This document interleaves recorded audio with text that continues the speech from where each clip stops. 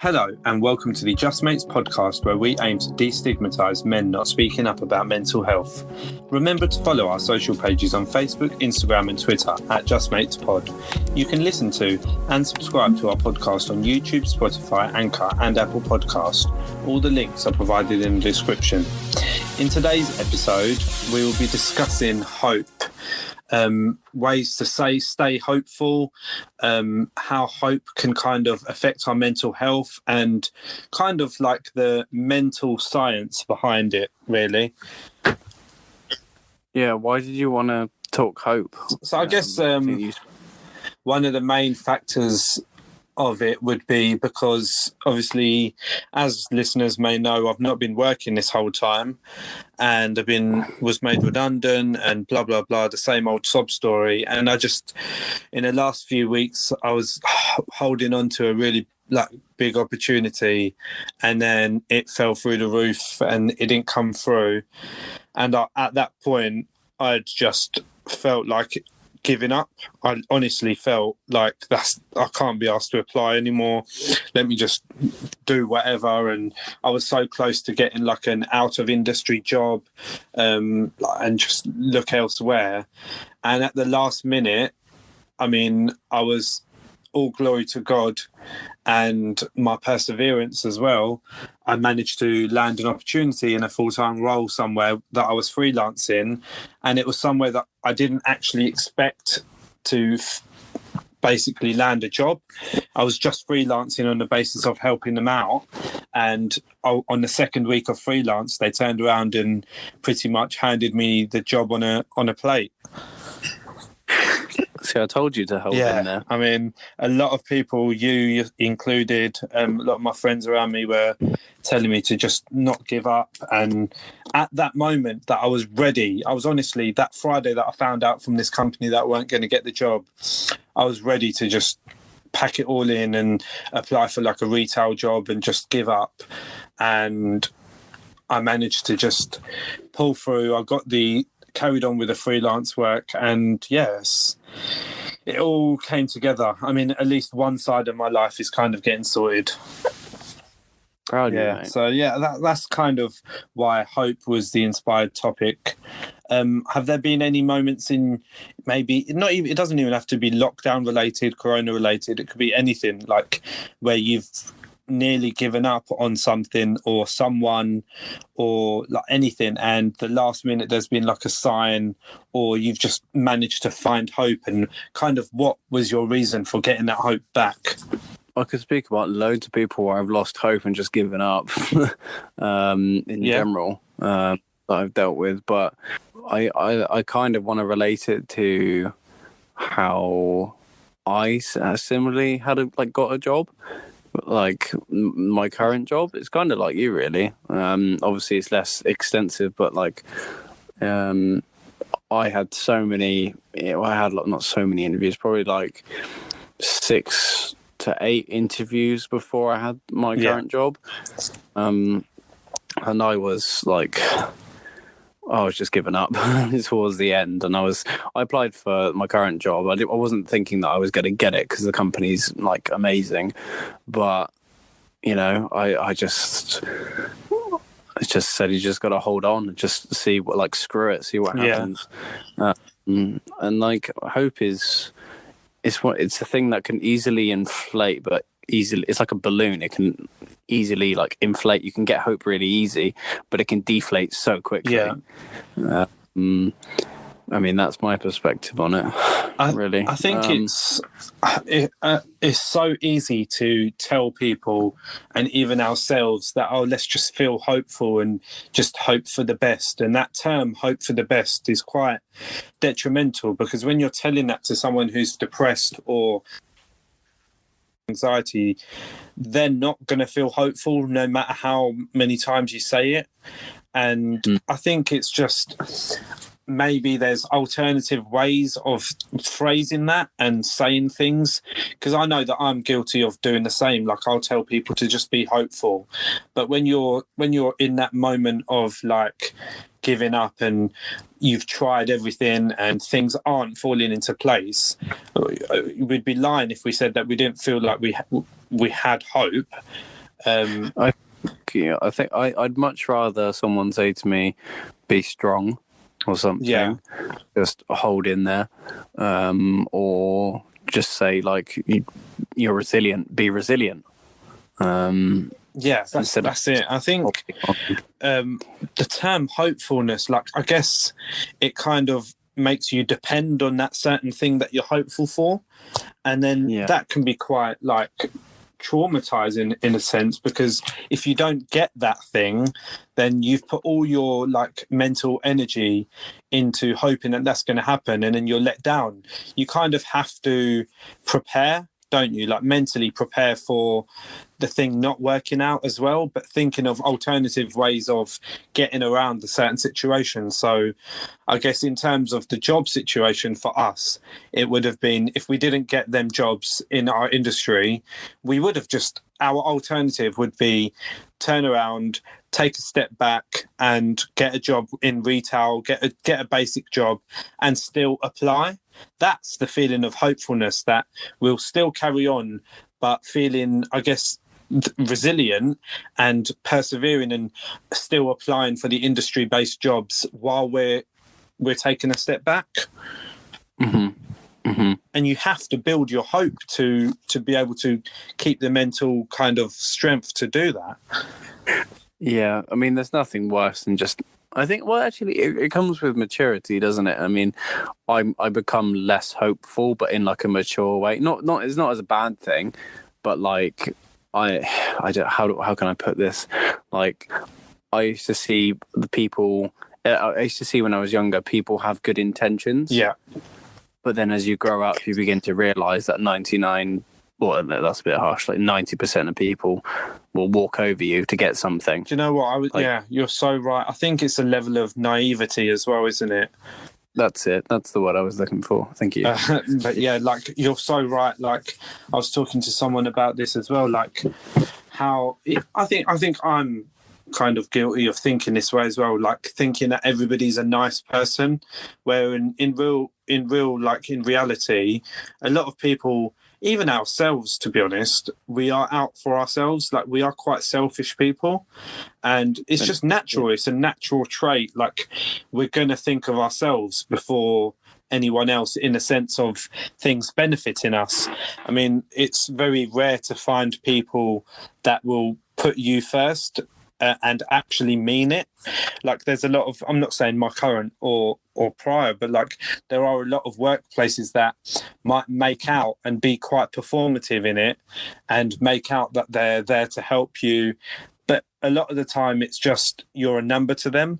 And I think if you just keep hope that, oh, they're going to do this, they're going to do that, you kind of, you need to grow a backbone, in a sense, without sounding horrible, because you have to stand on your own 2 feet and not rely on others and be hopeful that everyone's as nice as you are. Yeah, well, the majority of people in this world are, are not nice. Like, it's actually hard to be a good person. Yeah. Like, it's really, really freaking hard. And like, why would you got to think, really, like, why would you be a genuinely good person? Because there's a lot, I try really hard to be a nice guy, right, for so many years. I'm not saying I'm a dick, but it comes a time and a point where it's like, you have to push through and maybe be a little bit aggressive to get what you want and move forward. But it's difficult, really, finding the balance between being a dick and satisfying people's needs. I think a lot of people can either go one or the other way, though. That's the thing. Like, you'll get people that are too nice, and then you'll also get the people that are like, they don't give a shit, really.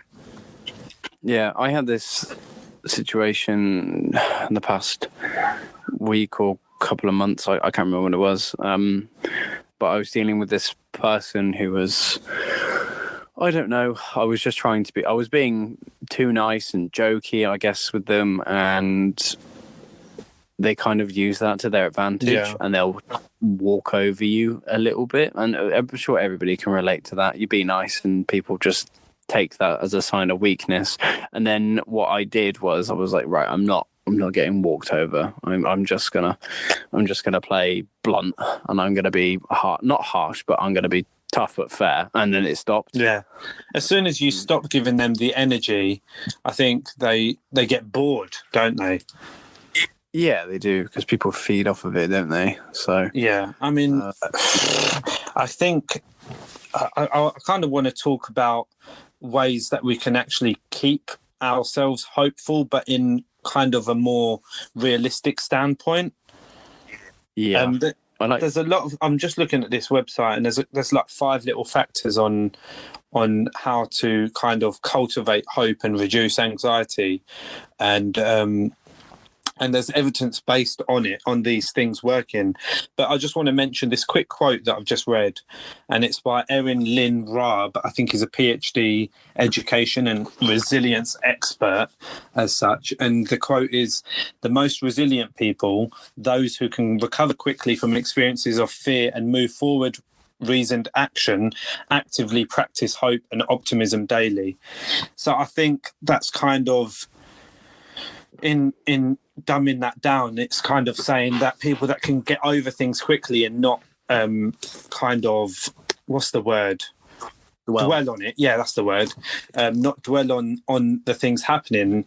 They tend to be more hopeful and optimistic. So maybe that's kind of like a cure in a sense of just trying to push past things that are happening and not be impulsive. It's a difficult one to talk about, really, because that is, in a sense, a definition of resilience. Yeah. Trying to be, not thinking about the past and just moving on, I guess. I think, if you have the strength to do that, you're naturally going to be more hopeful, because you won't really think about what's just happened. You'll hope that the next thing that does happen will be more positive. Yeah, I'm trying to strike the balance here between that and, being cautious of the past as well is incredibly, incredibly useful. I mean, I don't know. I don't want to pin this on my family, but my family had a tendency when I was younger, when I was a kid, to kind of buy the wrong present for me at Christmas. Yeah. And this sounds a bit spoiled. It might have been at the time, and I didn't throw a tantrum or anything. I'm very good, but there was a couple of things where it's like, have you seen that Simpsons episode where Bart's mum buys him a game and it's not the right game? I think I may have done. You're talking. Yeah, basically, Marge buys Bart a game when Bart wanted another game, but he loved his mum and he hugged his mum regardless, right? And he played the game, whatever. It was not what he wanted. That was kind of like me in a couple of circumstances. So I wanted something specific, and I told them it, but they would get me something else, and I'd see their smiles, right? And I'd be like, okay, no, I'm happy with this. I don't care if it's not what I wanted. Yeah. I wouldn't tell them that, but I'd just be like, cool, that's fine. I like what you've got me. And then I think from that standpoint, I kind of every single year I expected less and less and less. Oh. But is that so? Really healthy. Is that so? So so I guess every year you kind of built up this thing that you're not going to get what you want. Yeah, and I just built up this resilience, I guess, to things, and kind of preparing for the worst, but in a mature way, in a nice way where nobody feels like crap. I guess the first time maybe I threw a tantrum or something, but then afterwards I was like, no, I'm just happy that you got me this. I'm happy that Yeah. And that's a small example, but I don't know, you might be a bit like me, but I tend to prepare for the worst with a lot of things. See, with me, I don't know. I mean, I do in a sense, but I also become really hopeful that a certain thing that I'm waiting on will fall through and actually come through, because with a lot of these job applications, I had a few interviews and they went, and I can't even lie, they went so well. They went really well. The whole interviews, there was nothing negative. And I just left every single interview feeling so hopeful. I was telling a few people at the time, I think yourself as well included, oh, the interview went really well. I can't see them saying no, kind of thing. And then you kind of build build up that hope and expectancy that it's going to be a positive outcome. And then when it's turned around and you find out that no, you haven't got the job or somebody else is better than you, all that hope in that moment just gets crumbled down.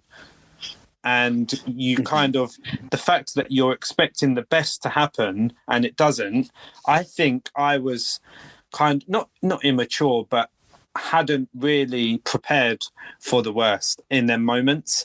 And I think going forward, that's what I need to build on. I need to build on not being too hopeful. Yeah, I like that point. And I was just thinking, because you can relate to what I'm about to say. So like, both you and me, I won't say who it is, but both you and me know somebody that used to talk a bit about, you know, this is rubbish, this is rubbish. Do you know who I'm on about?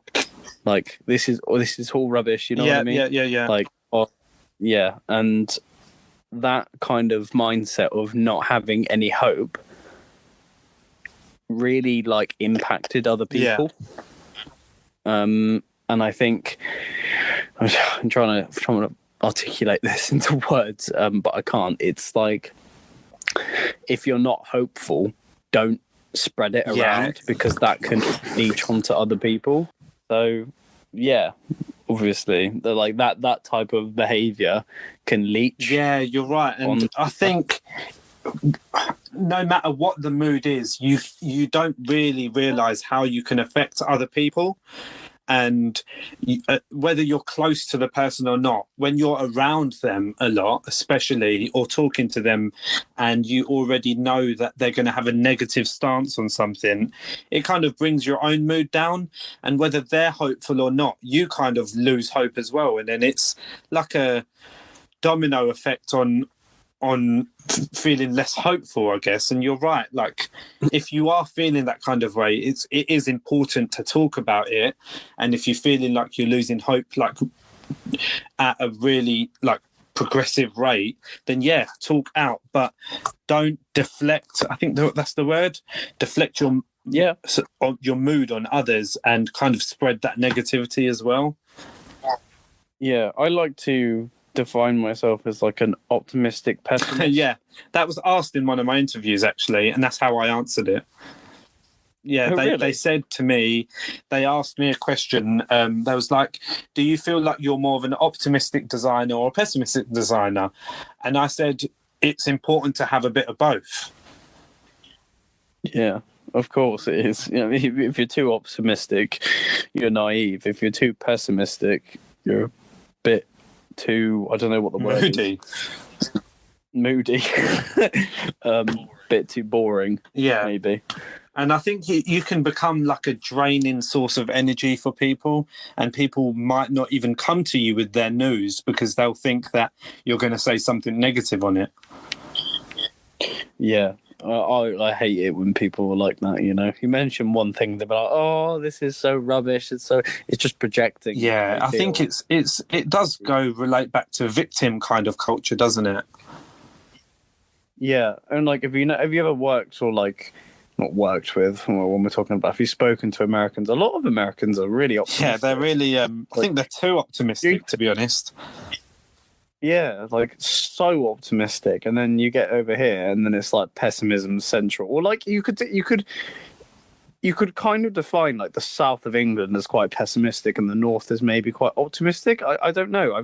It depends on the individual, obviously, but like the people I've met up north are actually quite. Yeah, they're bubbly and like, hello, thank you, please, and then you come down south, and it's like, oh. Yeah. No, I know exactly what you mean. And I think that's also a reflection of the things that are happening around us as well. Like, especially with, for example, Corona. Like, how do you feel about that at the moment in terms of hope? Honestly, I'm quite pessimistic about it, mate, to be honest. Like, at the start, I was quite optimistic. I was thinking, you know what, a couple of months, I can do that. Fine. And it's like, Naf, you and me were like almost out of work a year ago. Not in the office a year ago. It's about that 11 months.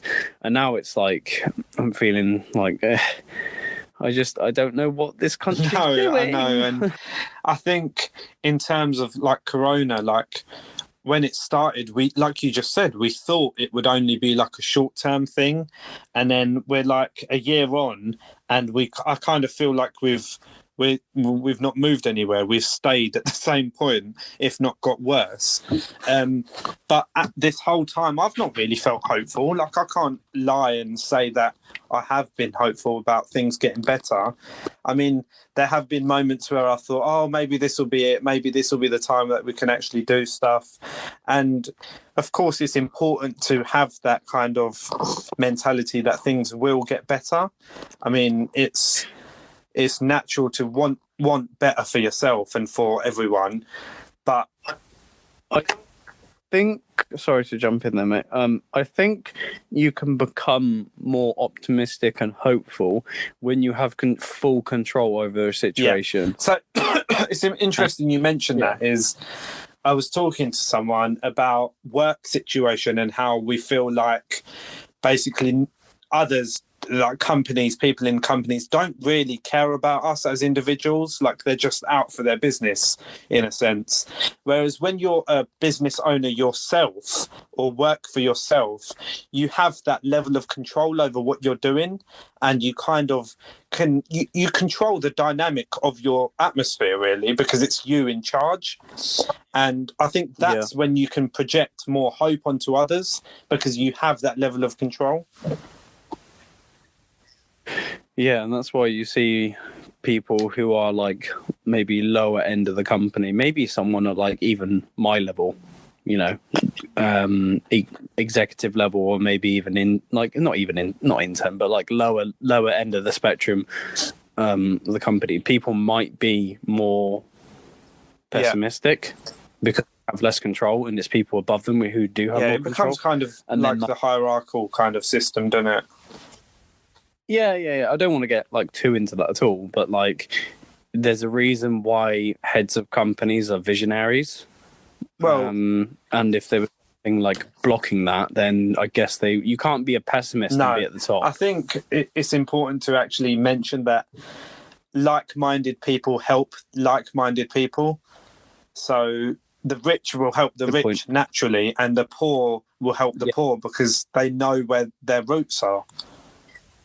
Yeah, no, that's so true. It's just all about, like, for example, you don't often, I know it's in the movies and like films and stuff, but you don't often see rich people with like relationships. I mean, in the sense of rich people with poor people, you don't often see that.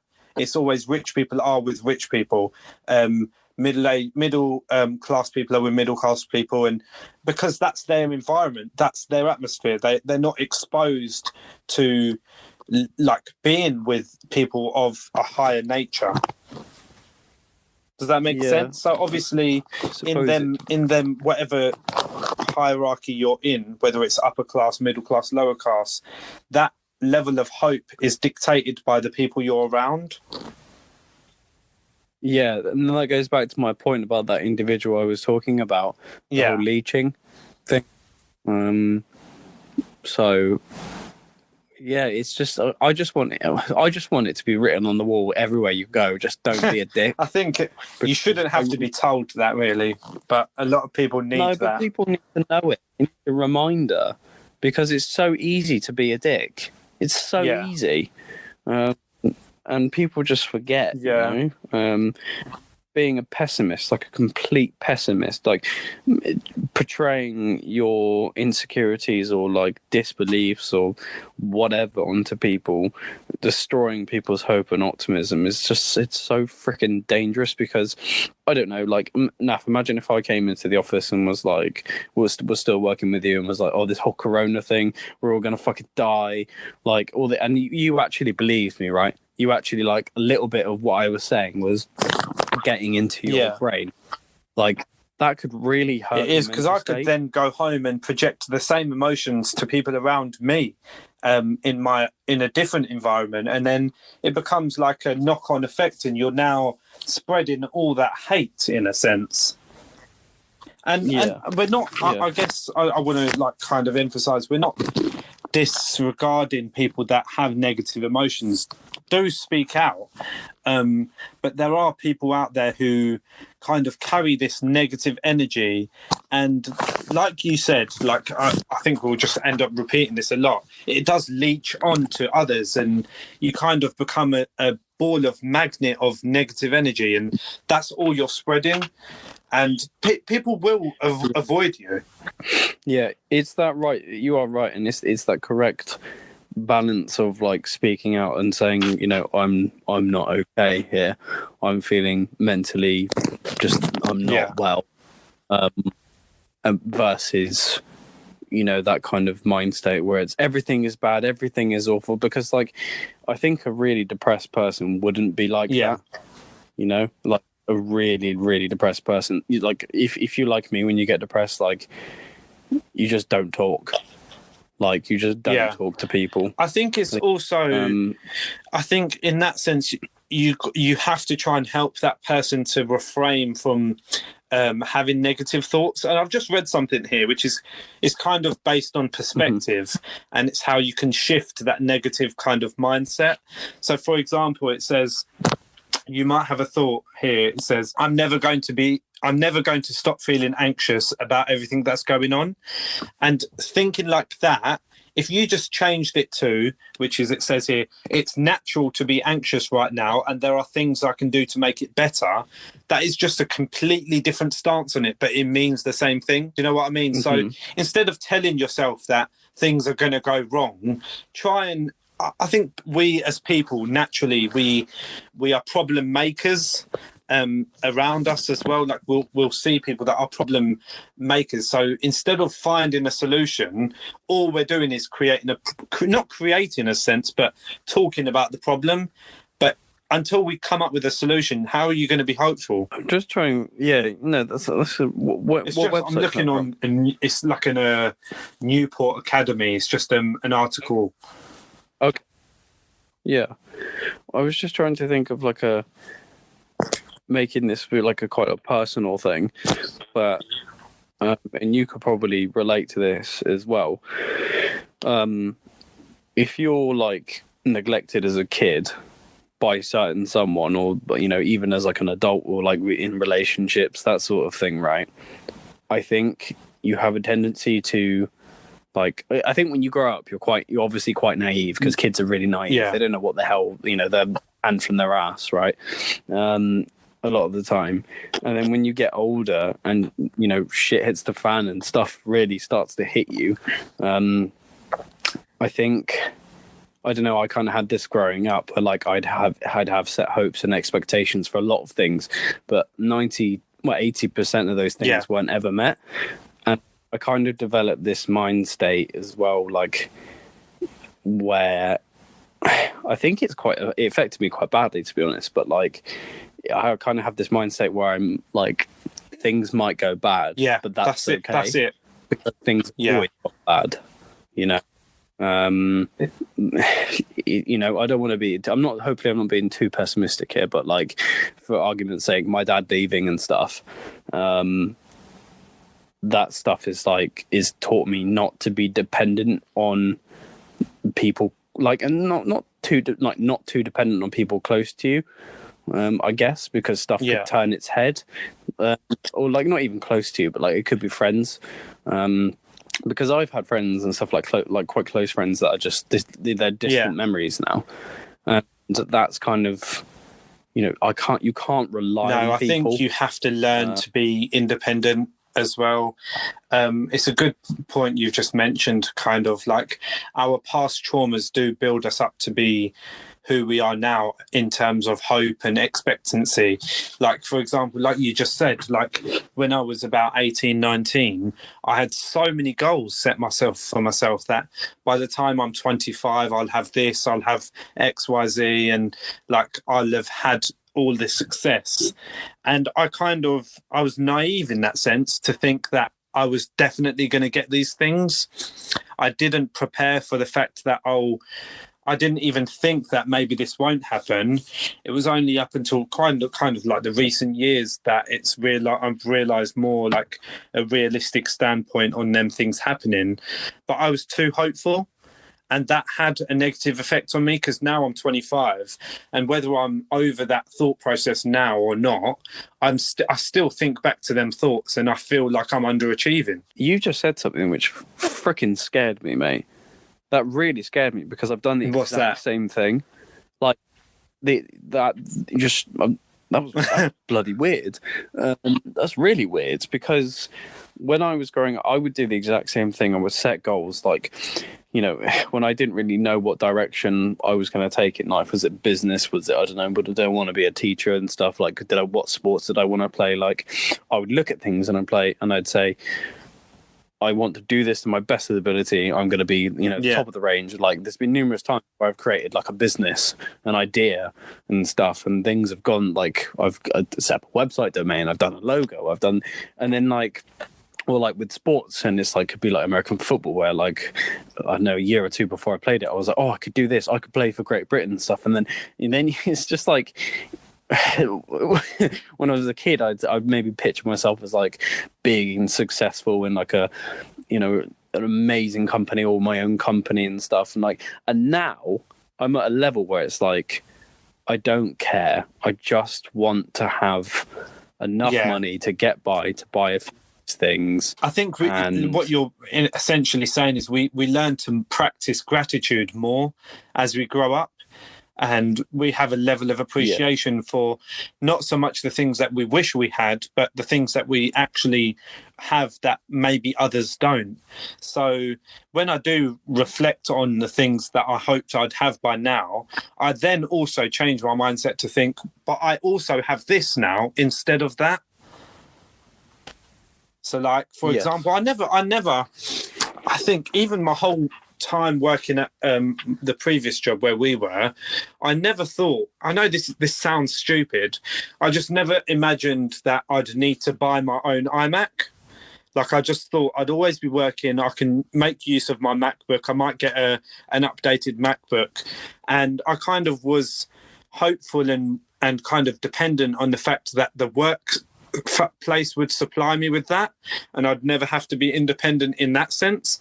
But I've now, where I was made redundant, the first thing I did was I had to buy a machine because of that was my kind of source of income, like doing freelance work, etc. I guess that taught me to not be too hopeful, in a sense, not in a negative way, but in the fact that prepare for the fact that you might not get what you're expecting. I think a lot of it, you just, as a kid or like growing up, even like around maybe just a few years younger than our age, blah, blah, blah, that, how do I form, I'm sorry, I'm struggling to formulate my words today. You just don't realize how hard it is. It's the reality of everything actually happening, and that's it's just if it's actually kind of possible. Because not to sound stupid, but I don't know, maybe you had the same thought process. I genuinely thought that I would be rich by the time I'm 25. These words were said. Me and my friend, funny enough, one of my really close friends, and he's actually reached out to me today. We'd always have these micro goals and big goals of being so successful by the time we're 25. And I think I kind of grabbed onto that optimism of that actually happening. And now I feel a bit kind of anxious and like mentally like not there because I haven't achieved them things. But I'm now, after talking about it with you on this call, it's kind of making me realize that goals are interchangeable. Like, things change, you adapt with what's going on. Something that you felt like you might have needed before could be something you really don't need now. That's so true. It's like you see a lot of people, I think maybe I don't want to direct this to women, but it's like it's an actual thing where like loads of women, I guess, will work really hard. You know, this isn't all women, but like, you know, highly successful people. Like, it could be dudes as well, right? They work their ass off, they get in a company, they get to the top, and then they realize, I want a family, and this just isn't worth it.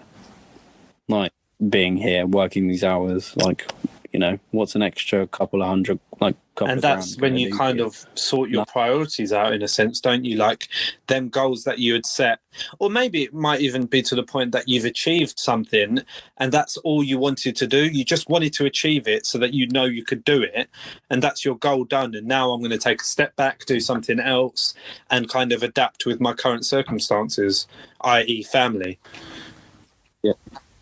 It's just plodding along, I guess, and just setting the right goal for the right time. Being realistic I find it really difficult with a lot of things, because to be realistic you need to have experience. And I think we didn't touch on this, and I don't think it is really important. And one of these points that is on this website is limiting your media exposure. So like news coverage, for example, things that happen on social media, and you kind of comparing yourself to others, which we always end up mentioning anyway, that kind of can destroy your hope in certain things, because you can look at other people and think they've got it all, I'm never going to get this.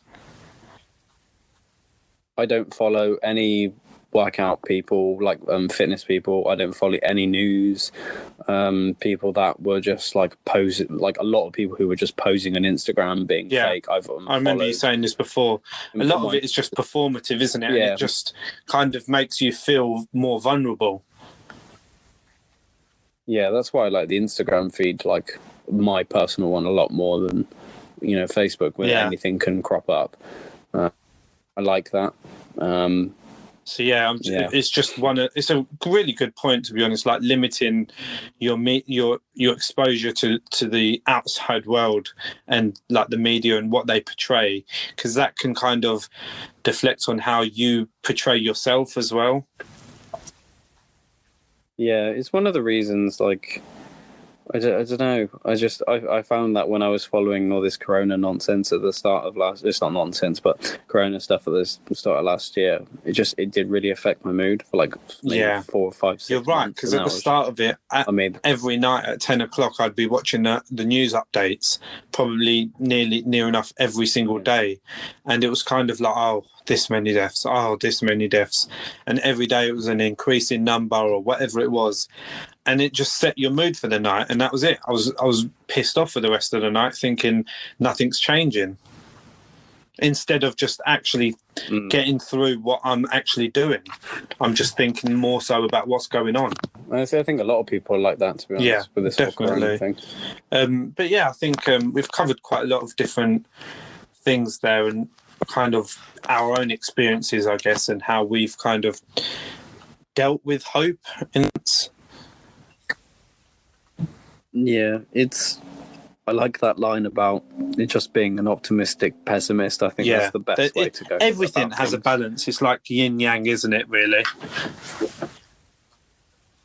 Yeah, don't be too optimistic, because things can go wrong, and they will go wrong, and don't be too pessimistic, because what's the point of even trying? I think the last thing I really want to say is be hopeful, but don't be naive.